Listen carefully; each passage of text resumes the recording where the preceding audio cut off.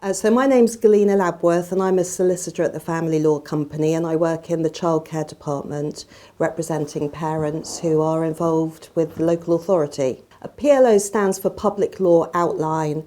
It's a process that the local authority start when they're concerned about a child's welfare. They're contemplating going to court, but they're trying to see if they can resolve their concerns by having this process. It usually lasts for 4 months and it involves 3 meetings. The first meeting where they outline their concerns and make a plan of work with a parent. The second meeting halfway through where they review what's happening, and a final meeting where they will let parents know whether the concerns have been dealt with or whether they're going to go to court.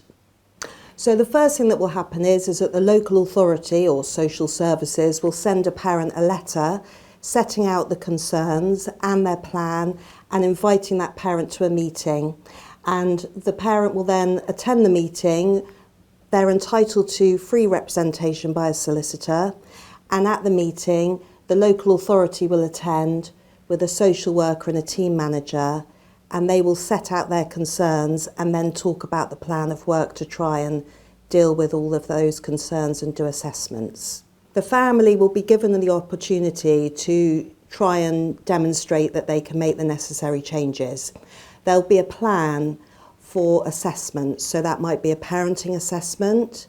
If there's concerns about drugs and alcohol, there might be hair strand testing, there might be a psychological assessment, and there'll be a period of time while those assessments happen, but also for the family to try and make the changes. If at the end of the public law outline process, the local authorities still have concerns and they believe that a child is either suffering from harm or at risk of suffering significant harm, then they will issue public law proceedings, which are also known as care proceedings. The local authority will issue court proceedings and parents will be sent a court date, and they will attend a first hearing known as a case management hearing, when the court will consider whether to make any interim orders.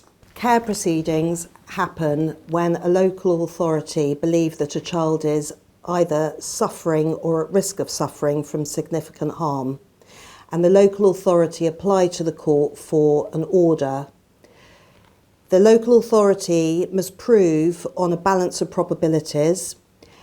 That means more likely than not that a child is either suffering or at risk of suffering significant harm. The first thing that will happen is that the local authority will issue court proceedings and a parent will receive notice of those hearings and they'll be given a court date. They are then entitled to apply for legal aid and have a solicitor represent them during those proceedings. And then they will be attending court on the first date, known as a case management hearing, when a judge will decide whether to make an interim order and to set out directions for the duration of the case. Those directions will be for things such as parenting assessments, maybe psychological assessments, and importantly, when a local authority issue care proceedings, the child involved in those proceedings will be appointed a guardian who will represent their interests during the proceedings. If the court finds that a child has suffered or is at risk of suffering from significant harm, then the court could make one of 3 orders. The first one is a care order, which places a child in the care of the local authority who have parental responsibility. That could be long-term foster care, or they could be placed for adoption.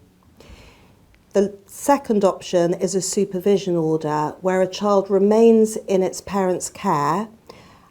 They retain parental responsibility, but the local authority will assist, support and guide that family for a period of time, usually for 12 months.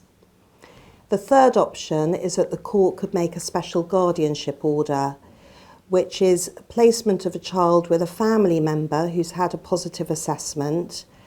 It's a little bit like adoption, but it means that they can still have contact with their parents throughout their childhood. There is a fourth option, which is that the court makes no order And that, of course, is what most parents are hoping for as the result of the care proceedings.